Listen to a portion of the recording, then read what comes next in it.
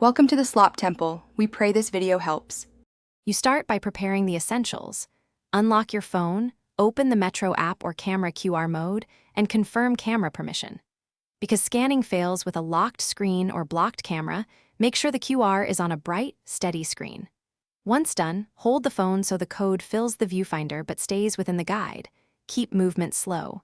You'll be scanning from roughly 10 to 30 centimeters away to let the sensor focus. This reduces retries and speeds passage through the gate. You now focus on alignment and confirmation. Center the QR code in the scanner frame and hold steady for 1 to 3 seconds so the autofocus can read it. If reflection or low contrast blocks the code, slightly tilt the screen or increase brightness. These small adjustments help the scanner detect edges and patterns. Once the reader recognizes the code, look for a beep or green light and an app confirmation. Make sure to follow any on-screen prompts, such as selecting trip type or confirming payment. You finish by observing the gate response and moving through promptly.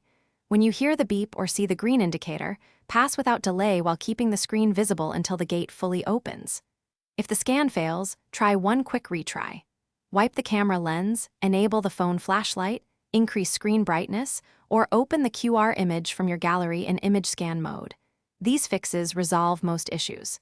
If problems persist, notify station staff or press the help button so they can manually. Thanks for watching. Consider subscribing if we helped you.